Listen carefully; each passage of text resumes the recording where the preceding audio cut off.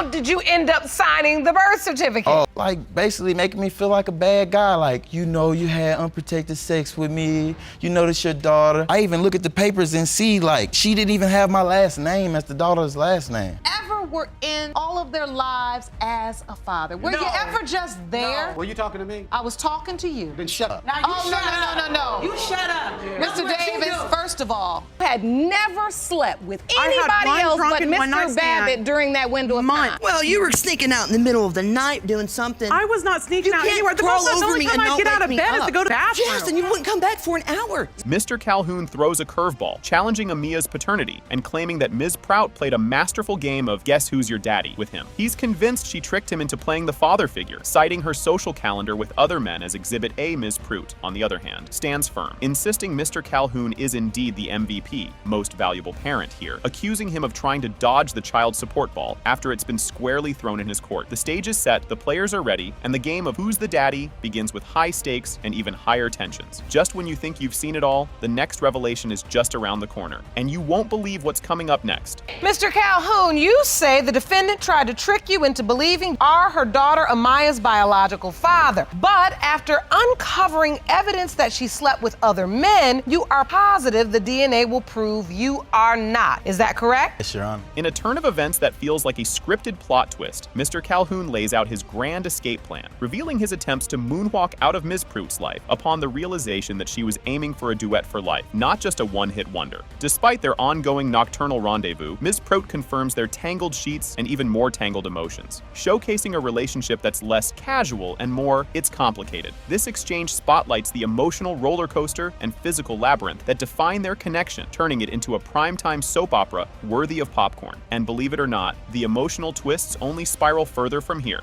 But hold on, because the saga takes a wilder turn just moments away. Because she wanted to get serious. Because she wanted to get serious, yes, ma'am. So you wanted to get serious with him, Miss Prout? Yes, Your Honor, I did, but he did make it understandable that's not what he wanted. But we continually to have sex, and I was cool with it. We were still messing around. I was still going back and forth to his house, and we continued to have unprotected sex.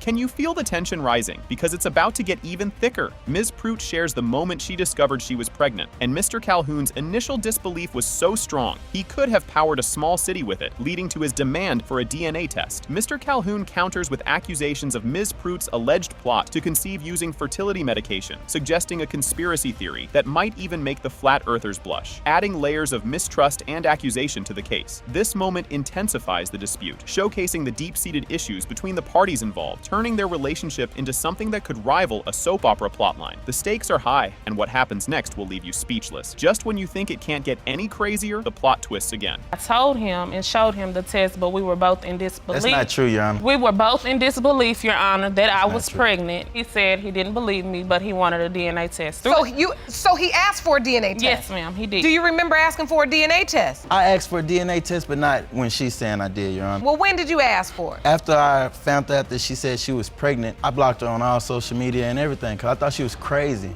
She called me and said that she had took fertility medicine to get pregnant by me, and she got exactly what she wanted out of me. As if we're on a roller coaster that only goes up, a pivotal moment arises when Mr. Calhoun recounts being coerced into signing the birth certificate despite his doubts about paternity. He describes feeling manipulated by Ms. Prout during a vulnerable time, making him feel like he was in a reality TV show where the plot twist was his life, exacerbating the tension between them. This event highlights the legal and emotional complexities surrounding paternity and the responsibility it entails, adding a spicy twist to the drama that could make even seasoned drama enthusiasts grab their popcorn. Just when you think it can't get any more intense, the next twist turns everything on its head. But wait, there's more drama unfolding in the wings. How did you get on the birth certificate? I got on the birth certificate because upon getting a call from Kia, remember, I never had any contact with Kia for the whole 9 months she was pregnant. So you didn't have any contact, all right? I get a call from Kia on the day her water is broken. She's saying, no, you did not. You have a daughter being born. Do you want to come up here and see your daughter being born? Me, I came to the hospital just to see if she was pregnant. I never believed that she was pregnant.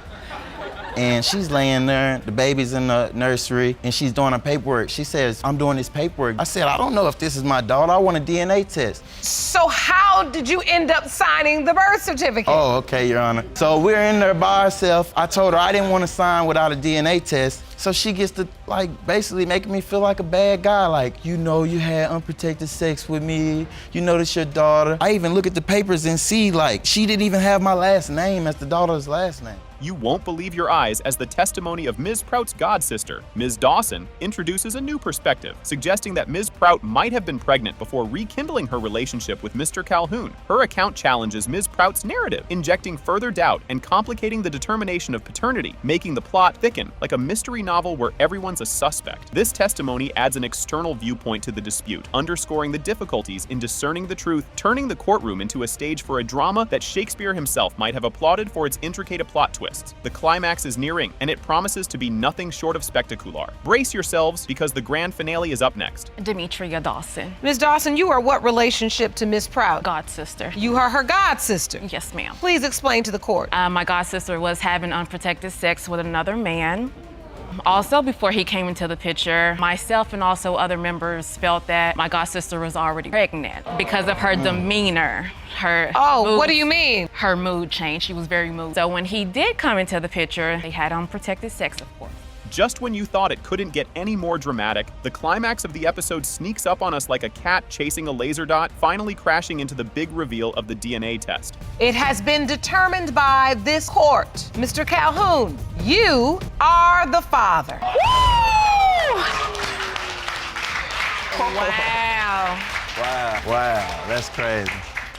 Ms. Rubin and her sister throw the legal book at Mr. Davis, the dude who's supposedly their dad, accusing him of suddenly playing the amnesia card about his paternity. They claim he's dodging dad duties, not because he forgot their birthdays, but because he's got dollar signs in his eyes, turning the family tree into a battleground. Ms. Rubin, you and your sister are here today because you say the defendant, Mr. Davis, the man you've always been told was your dad, is now stating that he is not your biological father. You say his actions are motivated by greed and he has torn your family apart. Then things heat up faster than a microwave dinner when the topic turns to Mr. Davis's treatment of Cheryl Rubin, the alleged progeny. The courtroom turns into a Jerry Springer set as accusations about Ms. Rubin's mom's romantic resume come into play. Mr. Davis plays the fidelity doubt card like a seasoned poker player, suggesting that maybe, just maybe, he had a reason to pass on playing catch in the backyard and tucking everyone in at night. Mr. Davis, you believe their mother had slept around and was unfaithful to you. You were in a relationship at the time. No, I didn't express it to her. You just always kept it to yourself. I kept it to myself. Mr. Davis, I need to know from you whether ever were in all of their lives as a father. Were you ever just there? Were you talking to me? I was talking to you. Then shut up. Now you shut up. No. You shut up. Mr. Davis, first of all, I control this courtroom. Now you can take it to the street and you'll be out on the street because we're not gonna act a fool in here. Now you came to get some answers and I'm gonna try to give it to you. Don't think for 1 minute that I am minimizing the pain and the anguish and the absolute frustration that I see all of you feel. As I said before, their mother slept around. Slept Okay. around. When we first got together, when I first met her, she was working at a restaurant. That's when I first started. Of course, being, I slept around too before I met her. Okay. So, it wasn't like I was a deadbeat, as they may want to presume that I was, but I was not a deadbeat. Then, like a plot twist in a reality TV show, the spotlight swings to Mr. Davis's wallet, or more accurately, what's not in it. The conversation dives into his financial contributions and the legendary, possibly mythical creature known as alleged child support debt. This part of the tale shines a harsh spotlight on the financial squabbles and emotional baggage weighing down the family, stirring up more drama than a season finale cliffhanger. That has nothing to do with what's going on now. While we was having a relationship, I don't believe I believe the judge and stuff. Okay, Why sit right there act like that's everything on me. cool? That's Like graduation. I own that. Can I answer your question? Can I answer your question? Everything you ever Can I did. answer If you your pop- question? if you- Let her speak. I want her to asked explain you. to you. I asked you 2005, that's the last time I seen your face since 2013. I asked you, I said, all you gotta do, I'll forgive you for everything you ever done wrong to me, if you doubted me or whatever the case is. Show up to my graduation. You can say I'm lying or whatever, I can tell my brother right here to vouch for it. You told me yes. At the end of the day, when you called to confirm or when you walked that stage, he wasn't At all. She alleged He's to never call. been She there. never called me. She never called me, period. The Lord is gonna send you straight to hell with these lies. we won't be going. I won't be going alone. Enter Cheryl Rubin, whose heartbreak could give the world's saddest violin tune a run for its money. Her story peels back the layers of her yearning for a dad's hug and a gold star of approval. The scene is so thick with emotions, you'd need a machete to cut through it. Mr. Davis's legacy, now looking more like a cautionary tale leaves a mark on his kid's self-worth and the family's vibe, proving that actions speak louder than words, especially if those actions are dodgy at best. But you're saying that this happened throughout the relationship. Why so much difference when it comes to Miss Rubin? Cheryl, why so much difference when it comes to her? As I explained to you before, Anna, I had my doubts because their mother slept around. But before why do you act that doubt out? Why is it that your doubt is projected onto her singly? I treated Jonathan and Janita, I treated her like gold, just like my oldest child. If I'm your golden child, you would have been there for your golden child. Really? Every time I talk to him, he ain't got no money to do nothing. You never talked to me. You know, you was a lie. No, talk to and as that, how to treat guys, how guys treat me, so, you know, I look the guys like for love and everything. It's just like he have not been there. So you were sleeping around, you were promiscuous, you could not. Apple don't fall too far from the tree. You feel like you were looking for a father? Leave it alone and talk to me, because he's showing who he is by his statement. The DNA test results are unveiled. It has been determined by this court that, Mr. Davis, you are the father. So this can be a laughing matter maybe to you, but I am hoping that you can support your sister Cheryl.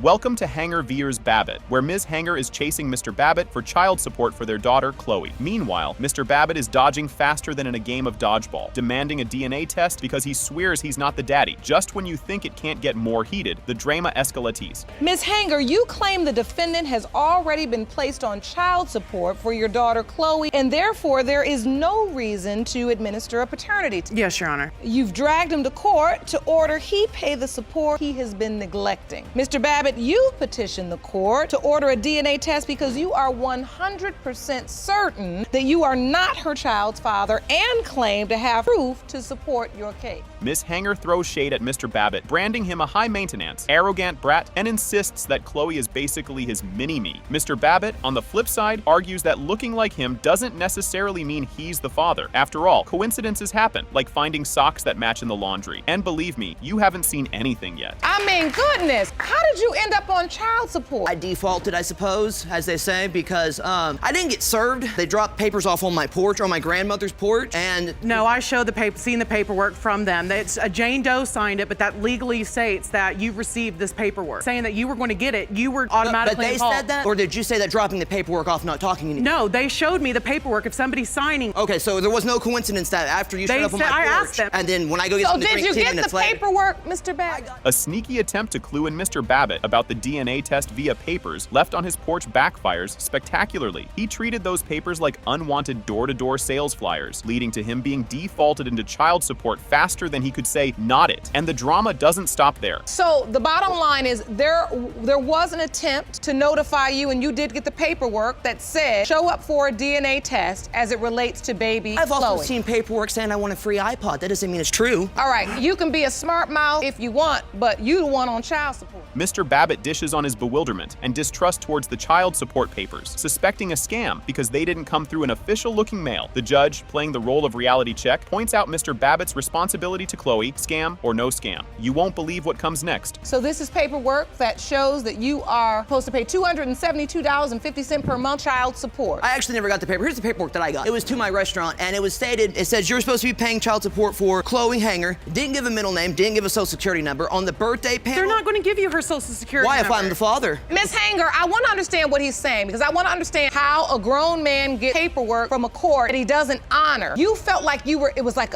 something fraudulent? Well, yeah, if I would have got a letter that had it like postmarking on it, you know, that went through the mail, that would have made me feel a whole lot better about it, but I didn't. Dive into the backstory of Miss Hanger and Mr. Babbitt's rocky romance, featuring reckless rendezvous and Mr. Babbitt's doubts about his fatherhood. He's as convinced he's the dad as he is about winning the lottery, skeptical thanks to Ms. Hanger's mysterious moves and a questionable roommate situation. Hold on, because what's coming is even more jaw-dropping. This relationship began, was it committed? Were you also sleeping with other people? I met him through my roommate. He'd hung out a couple of times, played video games, listened to music, all that stuff, and then everything went on from there. So the bottom line is you two were intimate. Yes. At some point. Yes. Did you use protection? No, never. All right, Mr. Babbitt, do you think at the time she was sleeping with you that she was also sleeping with someone else? Yeah, the other roommate, yeah, because he was super jealous when I first showed up there.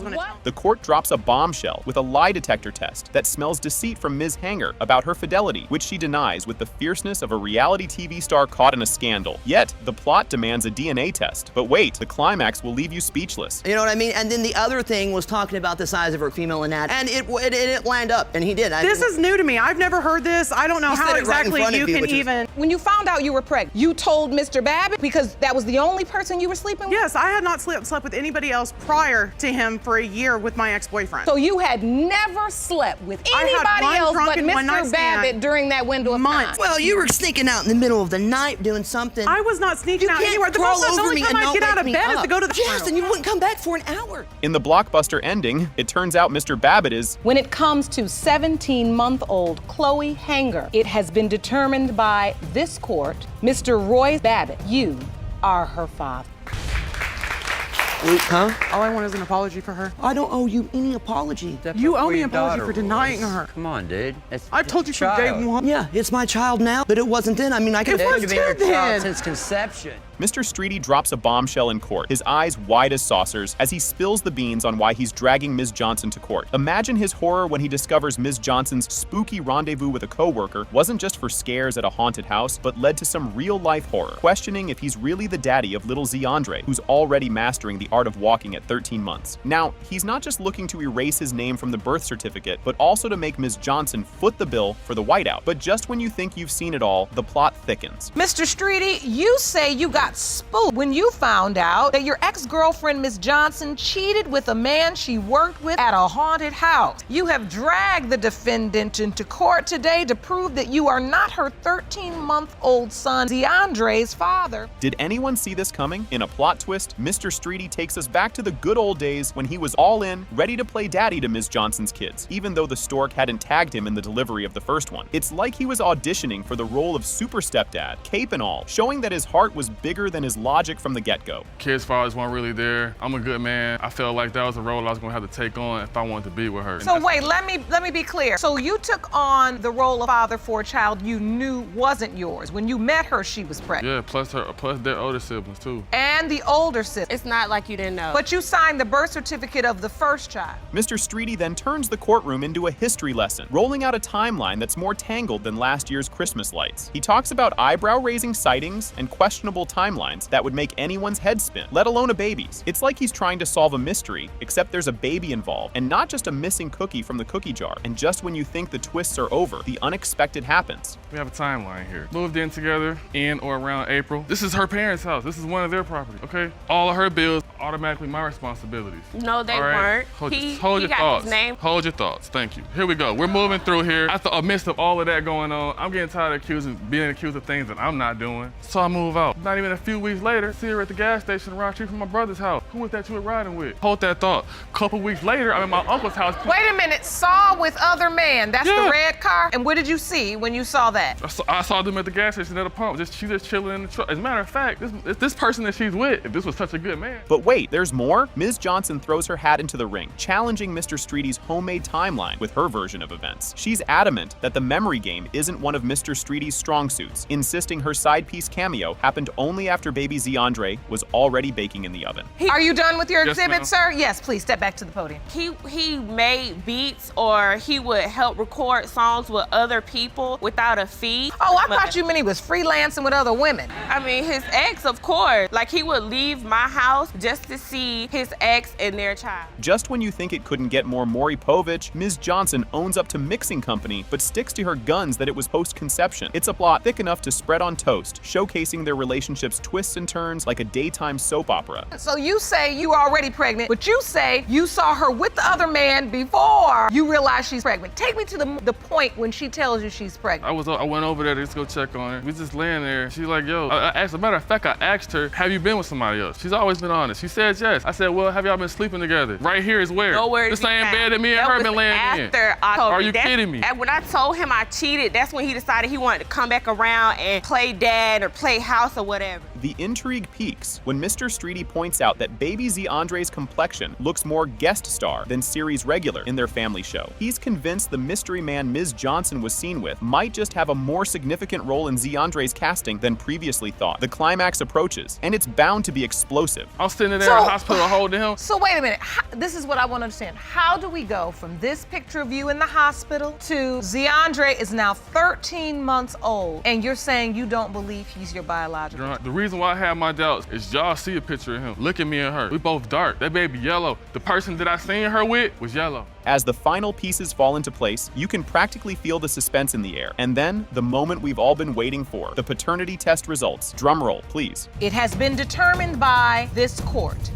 Mr. Streety, you are the father. I told you.